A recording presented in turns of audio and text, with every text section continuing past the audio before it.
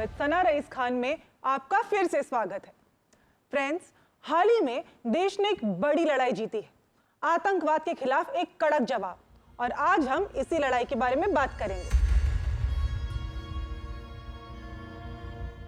Act of war और war crimes का मतलब समझेंगे और देखेंगे कैसे ऑपरेशन सिंदूर ने भारत की नीति को ही बदल दिया। 6 मई की रात पहलगाम हमले का बदला लेने के लिए भारत की सेना ने ऑपरेशन सिंदूर को अंजाम दिया। पाकिस्तान के अंदर घुसकर टेरर कैंप्स को तबाह कर दिया गया। 100 से ज्यादा आतंकवादी मार गिराए गए। एक क्लियर मैसेज दिया गया that India will not stay silent anymore. लेकिन जब भारत ने टेररिज्म का जवाब दिया, पाकिस्तान ने इसे अपने ऊपर अटैक मान लिया और फिर शुरू हुई मिसाइल और ड्रोन अटैक्स की बारिश। लेकिन भारत ने हर बार पाकिस्तान को मुंह तोड़ जवाब दिया। एक न्यूक्लियर पावर होने के बावजूद पाकिस्तान को अपने ही घर में हरा दिया गया। इसी के बाद भारत ने डिक्लेयर किया, अब अगर कोई भी आतंकवादी हमला होगा तो उसे एक्ट ऑफ वॉर माना जाएगा। साथियों,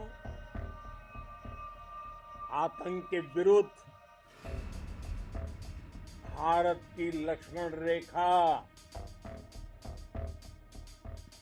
अब एकदम स्पष्ट है। अब फिर कोई टेरर अटैक हुआ तो भारत जवाब देगा, पक्का जवाब देगा। आप सोच रहे होंगे कि एक्ट ऑफ वॉर होता क्या है, तो चलिए पहले इसके बेसिक समझ लेते हैं। दुनिया भर में जब दो देशों के बीच कोई मेजर डिस्प्यूट सॉल्व नहीं होता तो कभी कभी बात वॉर तक पहुंच जाती है। और इंटरेस्टिंग बात यह है कि कोई फिक्स रूल नहीं होता कि किस बात पे और कब वॉर स्टार्ट होगी। किसी भी कंट्री पर फोर्सफुली हमला करना, उसकी बॉर्डर्स क्रॉस कर लेना या वहां के लोगों को डायरेक्ट थ्रेट देना, यह सब एक्ट ऑफ वॉर के कैटेगरी में आता है। सिर्फ वेपन्स का use he act of war नहीं है। फेमस इंटरनेशनल ज्यूरिस्ट हांस केल्सन ने अपनी book principles of international law में लिखा है, ऐसी कोई भी एक्शन जिससे दो देशों के बीच शांति के रिश्ते खत्म हो जाए या आर्म्ड कॉन्फ्लिक्ट भड़क जाए, वो वॉर माना जा सकता है। सिंपल शब्दों में समझे तो एक्ट ऑफ वॉर का मतलब है एक ऐसा कदम जो किसी देश की सुरक्षा को डायरेक्टली चैलेंज करे और जिसकी वजह से वॉर लाइक सिचुएशन क्रिएट हो जाए। ये सिर्फ लीगल नहीं बल्कि डिप्लोमेटिक और स्ट्रैटेजिक लेवल पर भी बहुत सीरियस होता है। अब सवाल यह उठता है कि क्या हर आतंकवादी अटैक पर भारत वॉर डिक्लेयर करेगा? देखिए, जब दो देशों के बीच कॉन्फ्लिक्ट होता है तो पहले डिप्लोमेसी का रास्ता चुना जाता है।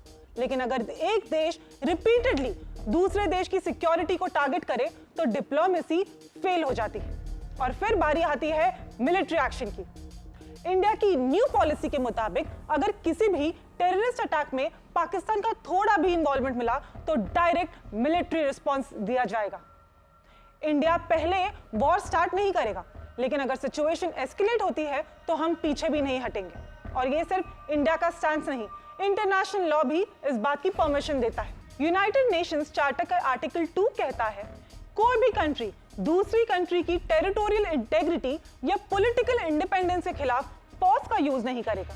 और आर्टिकल 51 बिल्कुल क्लियर है, अगर किसी कंट्री पर आर्म्ड अटैक होता है तो वो अपने डिफेंस में फोर्स का यूज कर सकता है। तो अगर पाकिस्तान से आतंकवादी भारत को नुकसान पहुंचाते हैं तो भारत रिटेलिएट करेगा और उसके कॉन्सिक्वेंसेस पाकिस्तान को ही भुगतने पड़ेंगे। आतंक के आकाओं को अब समझ आ गया है। भारत की ओर नजर उठाने का एक ही अंजाम होगा, तबाही। भारत में निर्दोष लोगों का खून बहाने का एक ही अंजाम होगा, विनाश और महाविनाश। आइए अब अपने अगले सेगमेंट की तरफ बढ़ते हैं, जहां हम उन लोगों की बात करेंगे जो वॉर का असली शिकार होते हैं। वॉर में कहते हैं कि किसी की जीत होती है तो किसी की हार, लेकिन हर वॉर में इंसानियत और सभ्यता की ही सबसे बड़ी हार होती है। जो लोग इनोसेंट होते हैं, ना जिनके हाथ में बंदूक होती है, ना कोई पॉलिटिकल एजेंडा, उन्हीं लोगों को सबसे ज्यादा पेन झेलना पड़ता है। उन पर अटैक होता है, उन्हें टॉर्चर किया जाता है और इसी टॉर्चर को, डिस्ट्रक्शन को वॉर क्राइम कहा जाता है। बट सबसे पहले सुनिए प्राइम मिनिस्टर मोदी का एक स्टेटमेंट। पाकिस्तान ने हमारे स्कूलों, कॉलेजों, गुरुद्वारों को, मंदिरों को, सामान्य नागरिकों के घरों को निशाना बनाया। पाकिस्तान ने हमारे सैन्य ठिकानों को निशाना बनाया। लेकिन इसमें भी पाकिस्तान खुद बेनकाब हो गया। दुनिया ने देखा कि कैसे पाकिस्तान के ड्रोन्स, पाकिस्तान की मिसाइलें भारत के सामने तिनके की तरह बिखर गई। मोदी जी क्लियरली कह रहे हैं कि इंडिया ने सिर्फ टेररिस्ट टारगेट्स को ही एम किया, लेकिन पाकिस्तान ने जवाब में बॉर्डर के आसपास के सिविलियन एरियाज जैसे गांव, मंदिर, गुरुद्वारे सब पर हमला करना शुरू कर दिया। तो सवाल यह उठता है, क्या सिविलियंस को टारगेट बनाना वॉर क्राइम के अंदर आता है? हाँ, लेकिन लीगल डेफिनेशन थोड़ी कॉम्प्लेक्स है। अगर किसी ऑपरेशन में सिविलियन एरिया या स्कूल या हॉस्पिटल पर स्ट्राइक होती है, लेकिन वो स्ट्रेटेजिक मिलिट्री टारगेट के पॉइंट ऑफ व्यू से जस्टिफाइड हो, तो उसे वॉर क्राइम नहीं माना जाता। लेकिन अगर इससे अननेसेसरी डिस्ट्रक्शन हो, सिविलियंस की मौत हो और मिलिट्री ऑब्जेक्टिव जस्टिफाई नहीं होता, then it's a war of crime. चलिए अब इस टॉपिक को थोड़ा और डेप्थ में समझते हैं। वॉर क्राइम क्या होता है? जब किसी वॉर के दौरान इंटेंशनली सिविलियंस को टारगेट किया जाता है या फिर प्रिजनर्स ऑफ वॉर, बच्चों और अनआर्म्ड लोगों के साथ अब्यूज, टॉर्चर या किलिंग होती है, ये सब वॉर क्राइम्स की कैटेगरी में आ जाते हैं। इंटरनेशनली वॉर क्राइम्स को जिनीवा कन्वेंशंस और हेग कन्वेंशंस डिफाइन करते हैं। जिनीवा कन्वेंशंस 1949 के हिसाब से सबसे इंपॉर्टेंट सेट ऑफ ट्रीटीज है जो वॉर के दौरान नॉन कॉम्बेटेंट्स जैसे civilians, medical staff, injured soldiers की प्रोटेक्शन की बात करते हैं। इसमें 4 मेजर कन्वेंशंस और 2 प्रोटोकॉल्स हैं। एग्जाम्पल के लिए, पहला जिनीवा कन्वेंशन इंजर्ड और बीमार सोल्जर्स को प्रोटेक्शन देता है।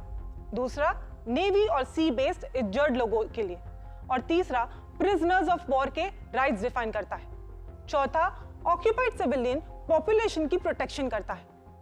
हर देश ने जिनेवा कन्वेंशंस साइन किए हैं, तो अगर कोई भी देश सिविलियंस पर जानबूझकर अटैक करता है तो वो इन कन्वेंशंस का वायलेशन है और वॉर क्राइम के स्कोप में भी आता है। इंडिया में वॉर क्राइम की लीगल पोजीशन क्या है? अब हम बात करेंगे ऑफेंसेस अगेंस्ट द स्टेट के बारे में, जिसे भारतीय न्याय संहिता 2023 के सेक्शंस 147 से 158 तक कवर किया गया है। इन सेक्शंस में देश के खिलाफ वॉर, कॉन्स्पिरेसी, रिबेलियन और प्रिजनर्स के एस्केप से जुड़ी ऑफेंसेस पनिश की जाती है। सेक्शन 147 क्या कहता है? देश के खिलाफ युद्ध छेड़ना। जो कोई भारत सरकार के खिलाफ युद्ध छेड़ता है या उसकी प्लानिंग या मदद करता है, उसको डेथ सेंटेंस या लाइफ इंप्रिजनमेंट और फाइन भी हो सकती है। सेक्शन 148 यानी कॉन्स्पिरेसी। अगर कोई भारत सरकार के खिलाफ युद्ध की प्लानिंग करता है, चाहे वॉर हुआ हो या नहीं, उसे लाइफ इंप्रिजनमेंट या मैक्सिमम 10 साल तक की जेल या फाइन भी हो सकती है। अब बात करते हैं सेक्शन 149 की, यानी कि वॉर की तैयारी।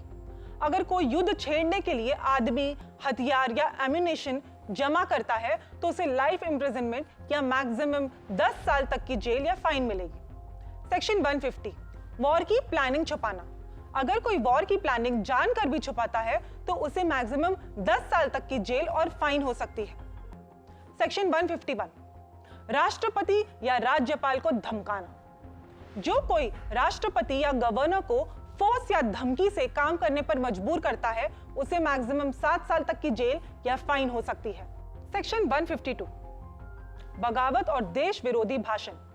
जब कोई जानबूझकर देश के खिलाफ लोगों को भड़काता है, उसके लिए लाइफ इंप्रिजनमेंट या मैक्सिमम 7 साल तक की जेल और फाइन भी हो सकती है। सेक्शन 153 किसी फ्रेंडली फॉरेन कंट्री के खिलाफ युद्ध। अगर कोई ऐसी फॉरेन कंट्री के खिलाफ युद्ध छेड़ता है जो भारत के साथ शांति में है, उसके लिए लाइफ इंप्रिजनमेंट या मैक्सिमम 7 साल तक की जेल और फाइन भी हो सकती है। अब बात करते हैं सेक्शन 154 एंड 155 की, जिसे लूट और चोरी के माल लेना। फॉरेन टेरिटरी में। अगर कोई फॉरेन एरिया में लूट मार करता है या ऐसे चोरी के माल को एक्सेप्ट करता है, उसके लिए मैक्सिमम 7 साल तक की जेल और फाइन या फिर प्रॉपर्टी कॉन्फिस्केशन भी हो सकती है। सेक्शन 156 यानी प्रिजनर को जानबूझकर भागने देना। अगर कोई पब्लिक सर्वेंट जानबूझकर स्टेट प्रिजनर या वॉर प्रिजनर को भागने देता है, उसके लिए लाइफ इंप्रिजनमेंट या मैक्सिमम 10 साल तक की जेल या फाइन भी हो सकती है। अब बात करते हैं सेक्शन 157 यानी कि नेग्लिजेंस से भागने देना। अगर प्रिजनर गार्ड की लापरवाही से भागता है तो मैक्सिमम 3 साल सिंपल इंप्रिजनमेंट और फाइन की भी प्रोविजन है। सेक्शन 158 की बात करते हैं यानी कि प्रिजनर की मदद से भाग जाना या पकड़ने में रोक। अगर कोई प्रिजनर को भागने में मदद करता है या उसके पकड़ने में रोकता है तो उसे लाइफ इंप्रिजनमेंट या मैक्सिमम 10 साल तक की जेल और फाइन भी हो सकती है। वॉर क्राइम्स वॉर के दौरान होते हैं, डोमेस्टिक या इंटरनेशनल कॉन्फ्लिक्ट के कॉन्टेक्स्ट में। Crimes against humanity even peace time में हो सकते हैं, जैसे जेनोसाइड, मास टॉर्चर या सिविलियन पर वन साइडेड मिलिट्री अग्रेशन का केसेस। अब सवाल आता है कि इन केसेस का ट्रायल कहां होता है? वॉर क्राइम की सुनवाई कहां होती है? ज्यादातर सीरियस इंटरनेशनल वॉर क्राइम्स का ट्रायल होता है इंटरनेशनल क्रिमिनल कोर्ट में। आईसीसी का हेडक्वार्टर है द हेग, नेदरलैंड्स में। आईसीसी एक इंडिपेंडेंट बॉडी है जो वॉर क्राइम्स, जेनोसाइड और क्राइम्स अगेंस्ट ह्यूमैनिटी के ट्रायल्स करती है। आईसीसी का काम चल रहा है रोम स्टैट्यूट के अंदर, लेकिन आईसीसी के पास खुद की पुलिस नहीं होती, वो मेंबर कंट्रीज के कोऑपरेशन पर डिपेंड करती है। लेकिन इंडिया, चाइना और यूएसए ने अब तक रोम स्टैट्यूट साइन नहीं किया है, यानी ऑफिशियली आईसीसी के ज्यूरिसडिक्शन को ये कंट्रीज रिकॉग्नाइज नहीं करते। पावर पॉलिटिक्स भी आईसीसी को इन्फ्लुएंस कर सकती है। जैसे एग्जांपल 2024 में आईसीसी ने इजराइल के पीएम बेंजामिन नेतन्याहू के खिलाफ अरेस्ट वारंट इशू किया गाजा अटैक्स के लिए। यूएसए ने इस पर रिएक्ट किया और आईसीसी के खिलाफ एक्शन लिया। 2023 में आईसीसी ने रशिया के प्रेसिडेंट व्लादिमीर पुतिन के खिलाफ यूक्रेन वॉर क्राइम्स के लिए वारंट इशू किया। आईसीसी ने तालिबान लीडर्स और म्यांमार के मिलिट्री जनता के खिलाफ भी वारंट्स इशू किया है, लेकिन क्रिटिसिज्म भी है। कई अफ्रीकन नेशंस ने आईसीसी पर बायस्ड होने का आरोप लगाया है कि आईसीसी का फोकस मोस्टली अफ्रीका के केसेस पर ही होता है। आईसीसी का पहला कन्विक्शन था थॉमस लुबांगा का, कॉन्गो के एक वॉर लॉर्ड, जिसे चाइल्ड सोल्जर्स यूज करने के लिए 14 साल की सजा मिली थी। सो फ्रेंड्स, ये था एक simplified but complete overview of war crimes और इसके लीगल कॉन्सिक्वेंसेस इंडिया में और इंटरनेशनल लेवल पर भी।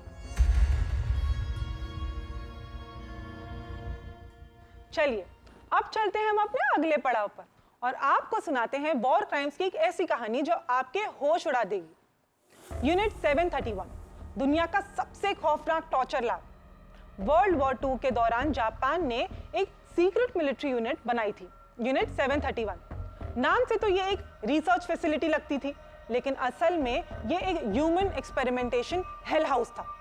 इसे डेथ लैब भी कहा जाता है। लोकेशन थी पिंगफैंग, चाइना। कंट्रोल था जापानीज आर्मी के हाथ में। इस लैब में इंसानों पर ऐसे ऐसे एक्सपेरिमेंट्स किए गए जो सुन के ही इंसानियत शर्म से काम उठती है।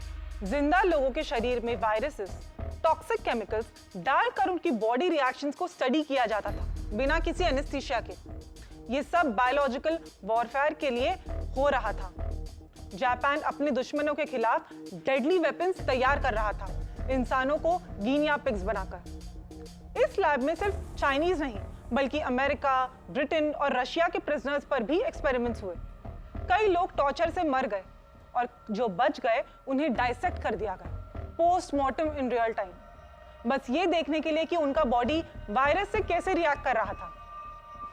एक हॉरिफाइंग एक्सपेरिमेंट था फ्रॉस्ट बाइट टेस्टिंग। इंसान के हाथ पैर को फ्रीजिंग कोल्ड वाटर में डुबोया जाता था। जब वो आइस बन जाते थे तब उन्हें बॉइलिंग वाटर में डाला जाता था, just to test how human tissues react to extreme temperatures. हजारों लोग इस लैब में मर गए। कई रिपोर्ट्स के हिसाब से 3000 से ज्यादा लोगों की मौत सिर्फ एक्सपेरिमेंट्स के चलते हुई। और यहाँ सिर्फ फिजिकल टॉर्चर नहीं हुआ, मॉरल डिग्रेडेशन भी अपनी हद तक पहुंच गई। सबसे घिनौना एक्सपेरिमेंट था पोस्ट सेक्सुअल ट्रांसमिशन टेस्टिंग।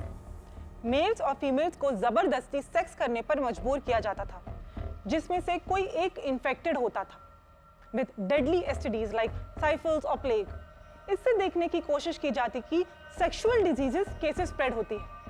कई औरतों को इंटेंशनली प्रेग्नेंट किया जाता था ताकि साइंटिस्ट जान सके कि इन वायरसेस का अनबॉर्न बच्चे पर क्या इफेक्ट होता है। आज वो लैब एक खौफनाक विरासत बन चुका है। चाइना में कई ऐसे लैब्स अब सिर्फ ब्रोकन रूइंस हैं, जहां अब लोग हॉरर टूरिज्म के लिए जाते हैं। जब से ह्यूमन सिविलाइजेशन शुरू हुई है तब से वॉर्स होते आए हैं, और जहां वॉर होती है वहां वॉर क्राइम्स भी होते हैं। कुछ दिख जाते हैं, कुछ कहानियां कभी सामने नहीं आ पाती, लेकिन जैसे जैसे दुनिया ने प्रोग्रेस किया शायद इंसानियत भी थोड़ी बेहतर हुई। वॉर कम हुए और वॉर क्राइम्स भी। आज सिर्फ एक ही दुआ है कि दुनिया में अमन बना रहे, ना कहीं वॉर हो, ना कहीं टेरर हो, और ना कभी यूनिट 731 जैसे कोई सच दोबारा लिखा जाए। अब बात करते हैं दूसरी कहानी की। 1971 Bangladesh war, the butcher of Bangladesh. एक ऐसी कहानी सुनाते हैं जिसमें इंडिया का सीधा कनेक्शन है, जहां एक डिक्टेटर ने ऐसे वॉर क्राइम्स किए जिनकी गूंज आज भी बांग्लादेश के ग्रेवयार्ड्स में सुनाई देती है। नाम था उनका जनरल टिक्का खान, जिसे टाइटल मिला था बुचर ऑफ बांग्लादेश। 1971 में जब ईस्ट पाकिस्तान आज़ादी के लिए लड़ा तो पाकिस्तान आर्मी ने ऑपरेशन सर्चलाइट लॉन्च किया और सिर्फ कुछ दिनों में लैक्स ऑफ बंगालीज का खून बहा दिया। सिविलियंस, विमेन, चिल्ड्रेन, किसी को नहीं बख्शा गया। रात के अंधेरे में विलेजेस जला दिए गए, प्रेग्नेंट विमेन का भी रेप किया गया, और यूनिवर्सिटीज में प्रोफेसर्स को गोली मारकर बॉडीज को डंप कर दिया गया। कहा जाता है एक ही रात में ढाका यूनिवर्सिटी के 200 से ज्यादा इंटेलेक्चुअल्स को मार दिया गया, क्योंकि उन्हें आजादी की आवाज माना गया। इंडिया ने जब ये सब देखा तब प्राइम मिनिस्टर इंदिरा गांधी ने एक्शन लिया, और 1971 में इंडियन आर्मी ने बांग्लादेश की इंडिपेंडेंस सिक्योर करने के लिए फुल स्केल वॉर स्टार्ट किया। रिजल्ट, 90,000 पाकिस्तानी सोल्जर्स ने सरेंडर किया, जो था वर्ल्ड हिस्ट्री का biggest military surrender post world war 2। लेकिन क्या आपको पता है, ये वॉर क्राइम का डॉक्यूमेंटेशन तो हुआ, लेकिन किसी पाकिस्तानी जनरल को इंटरनेशनल कोर्ट ने कन्विक्ट नहीं किया। General tikka Khan not only escaped the trial, he became Pakistan's defense minister later. क्या ये जस्टिस है? ये था एक साउथ एशियन जेनोसाइड जिसमें इंडिया ने तो अपना रोल निभा दिया, लेकिन दुनिया ने फिर भी खामोशी चुनी। अब वक्त है आपके सवालों का। एक दर्शक ने पूछा है कि क्या जंग के दौरान भारत में पकड़े गए किसी मिलिट्री ऑफिसर को टॉर्चर किया जा सकता है? नहीं, वॉर के दौरान इंडिया किसी भी कैप्चर्ड मिलिट्री ऑफिसर को टॉर्चर नहीं कर सकता। इसका रीजन है जिनीवा कन्वेंशन, जिसका इंडिया भी सिग्नेटरी है। ये इंटरनेशनल लॉ कहता है कि अगर किसी सोल्जर या मिलिट्री ऑफिसर को वॉर के दौरान पकड़ा जाता है तो उनके साथ इंसानियत के दायरे में ही रहकर पेश आना होगा। Torture, physical abuse, psychological pressure या इनह्यूमन ट्रीटमेंट बिल्कुल मना है। वो प्रिजनर ऑफ वॉर POW कहलाते हैं और उन्हें बेसिक ह्यूमन राइट्स मिलते हैं, जैसे कि medical treatment, proper food and shelter, communication with red cross, protection from violence और ह्यूमिलिएशन। अगर कोई देश इंक्लूडिंग इंडिया इन रूल्स का वायलेशन करता है तो वो वॉर क्राइम के अंदर काउंट हो सकता है और उस पर इंटरनेशनल क्रिमिनल कोर्ट या यूनाइटेड नेशंस के लेवल पर भी एक्शन हो सकता है। तो सिंपल वर्ड्स में, नहीं, टॉर्चर करना अलाउड नहीं है। एनिमी सोल्जर के साथ भी ह्यूमन ट्रीटमेंट जरूरी है। सो फ्रेंड्स, जंग चाहे किसी भी देश में हो, दर्द हर इंसान को होता है, और जब वॉर क्राइम होता है तो सिर्फ लाश नहीं गिरती, कानून की नींव भी हिल जाती है। वॉर का असली जिम्मेदार वही नहीं होता है जो ट्रिगर दबाता है, बल्कि वो भी होता है जो जुल्म देखकर चुप रहता है। और कानून का काम सिर्फ इंसाफ देना नहीं, इंसानियत को जिंदा रखना भी है। हिस्ट्री को हम बदल नहीं सकते, लेकिन फ्यूचर में हम बदलाव ला सकते हैं, सिर्फ तब जब कानून बोलता रहे और इंसान चुप ना बैठे। आज के लिए इतना ही। In rule of law with Sana Rais Khan. I'll see you in the next episode. Until then, stay safe, stay aware, and let the law speak louder than fear.